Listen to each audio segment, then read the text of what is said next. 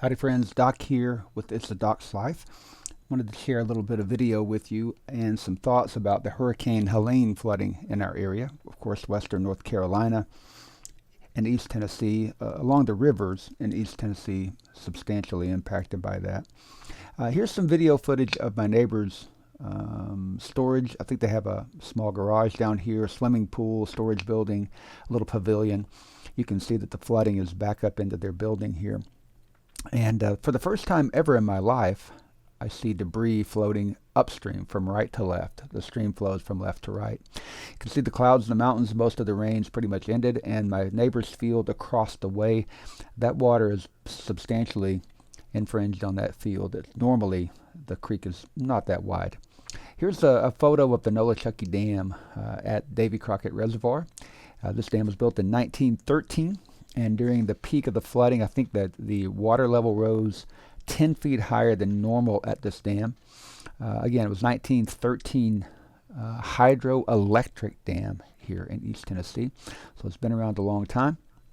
At the peak of the flooding, that dam saw 1.3 million gallons per second of flow. And you can see the dramatic difference right there. 1.3 million gallons per second of flow, which is about twice what Niagara Falls sees on a regular basis. So the Nolichucky River is a fairly large river, but still Niagara Falls, something that we can all identify with. It was a tremendous amount of water. In the 3 days prior to the Hurricane Helene impact, western North Carolina and northeast Tennessee saw about 12 inches of rain, and then another 14 inches or so occurred on the arrival of Hurricane Helene. Some places saw from between 24 and 32 inches of rain. So it's a huge watershed area. French Broad River, Swannanoa River, Pigeon River, Nolichucky River all had historic levels anywhere between 5 to, like I said, 10 feet at the Nolichucky, where the watershed was so large. The town of Irwin substantially impacted by that. So a huge flooding event. Several bridges in my area here were washed out completely or damaged to the point they couldn't be used. There's my neighbor's garage, about half flooded. My neighbor's field across the way there. Again, typically the water only comes up to the tree line. And here's about as high as the water levels got. You can see everything floating back upstream from right to left in this case. Cows on this side of the stream are feeling pretty good about life. On the other side, not so much. So that's kind of what we had to deal with when it came to Hurricane Helene. And again, I want to just say, look at that substantial amount of flooding in my neighbor's field. Never saw that before. Here's an image of the flooding at the Davy Crockett Birthplace State Park. Directly in the center of the frame there where the moonlight is shining, that's a stop sign. A mailbox here on the lower right quadrant. The stop sign was, the water was up to the stop sign there at the campground at the park. And here's some video.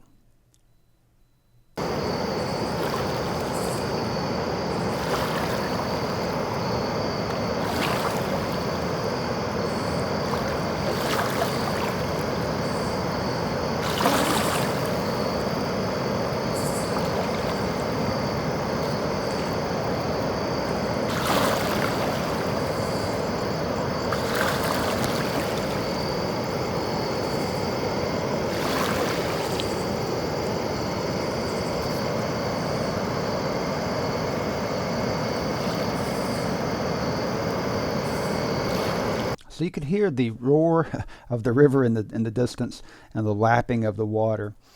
Primarily that flooding was due to runoff from the flooding in the mountains, the huge watershed.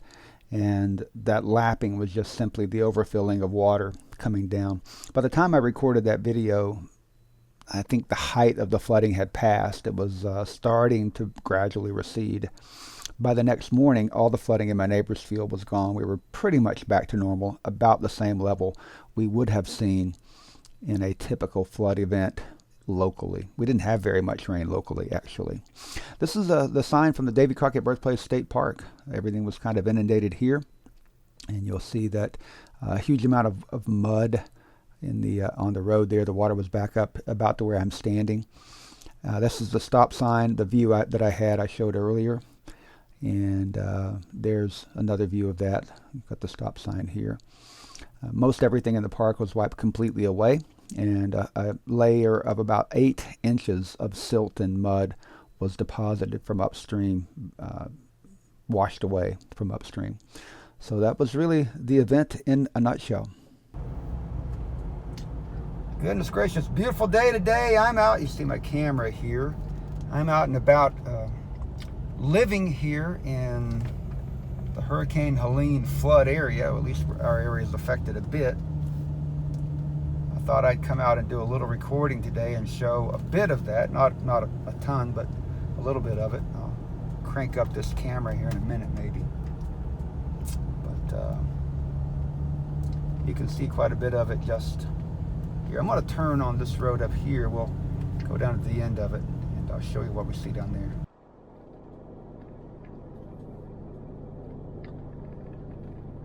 Brakes are squeaky.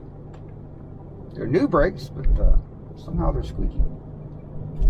We're just going to head down into this dead-end road. It's down here close to the river. I don't know how far it goes, and we won't go all the way in, but to the best of my knowledge, none of that right there has anything to do with the flood, but I could be wrong. It looks like it's been up here. I'm going to drop down into this little hollow here, and we'll see what it is. Clearly the water's been way up over where we are now. Over there it's been up pretty darn high.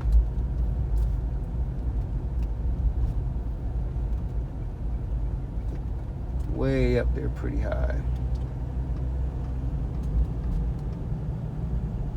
I'm just going to do a U here, flip and go back. I'm not going to go away in here. Look at how much debris and how much dirt's down here.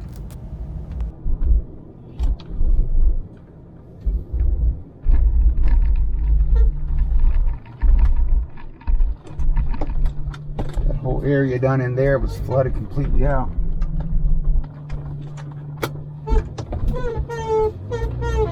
My steering wheel's growing and it's probably 8 inches of dirt right there maybe.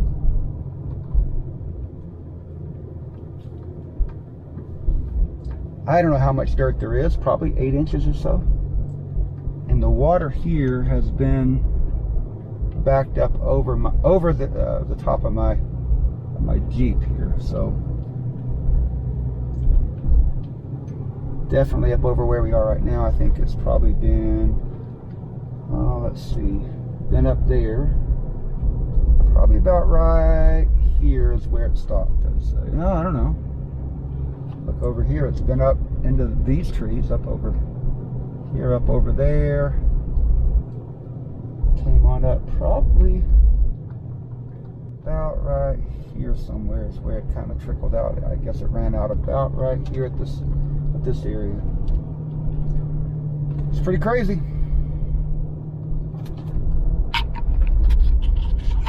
Alright, we're easing along here, taking a look at some of the damage from Hurricane Helene. This area has not been affected, but just over the hill here, I'm sure we'll come into some areas that are. Turn this fan down a bit.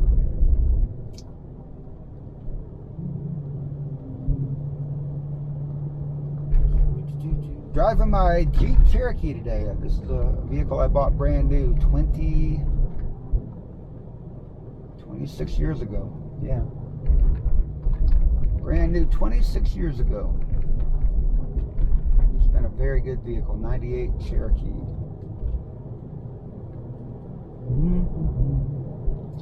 Got some horses out here taking it easy. Easy there, good fellows. It's a pretty old horse. Alright, we get down past this next area here. The water was up to right here. You can see over there quite a bit of damage, and this is what we're looking at from over in the riverbank. And there was a Toyota Tundra pickup truck.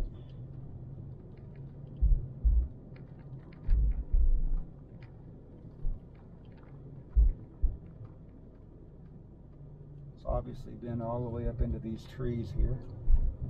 But it's way up there. You can see the debris field there. Look at all the sand in this field. Crazy.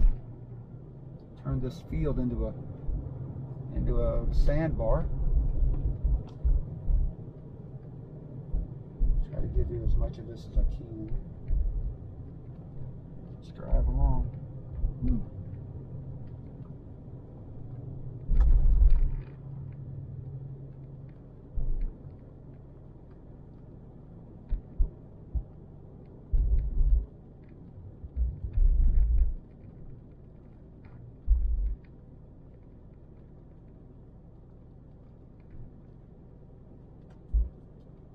House right back there on the embankment. That had to be terrifying. This big tree got totally uprooted.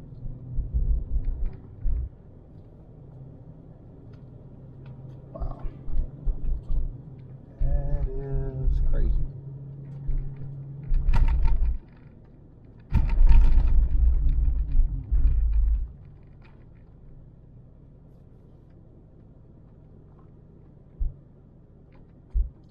Way up here, but I don't think it made it quite to that old barn there. Just shy of that, maybe. I don't know. Maybe it made it right to it. A lot of things over here on the other side were completely washed out. This road was completely washed out, as you can tell. Pretty rough here. Oh, I'll take my hand off. I'm gonna do that. That's rough right there.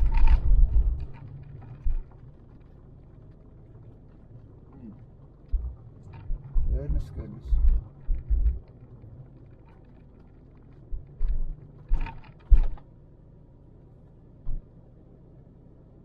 It's been up into this house. You can see there on the fence. It's up into the bottom of the house, the first floor.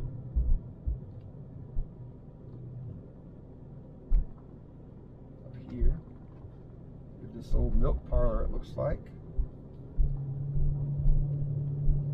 It's up there pretty high.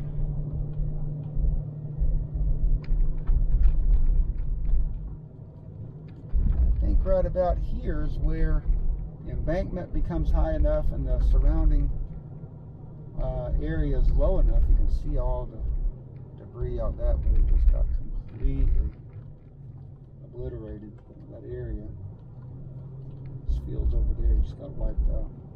This area right here, the chicken farm. There's a big chicken house right here. This area did not really have a problem that I can see.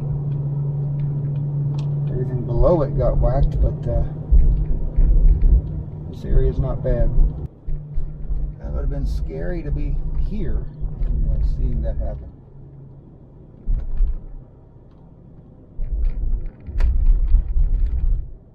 Area right here was low enough to really flood back up into there.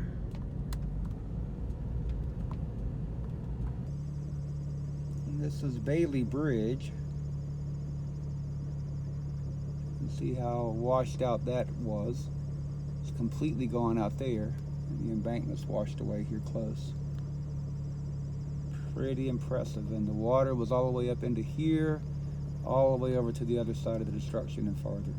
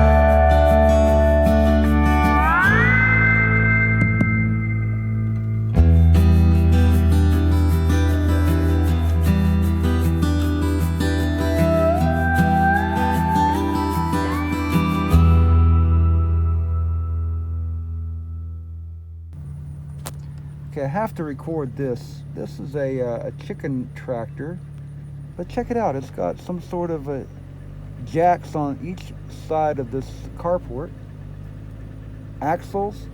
You can jack it up and move the whole thing. That's pretty cool, huh? Well, that wraps it up for my Hurricane Helene video coverage. I just was out driving around one day and I thought I would record a little bit of the damage in our area. I didn't get all of it. I didn't cover every bridge. I didn't do anything like that, but certainly it's enlightening. And to see how high the water got, to know how fast the river was flowing, it's terrifying stuff. And people who were caught in that, I have nothing but the greatest of sympathy.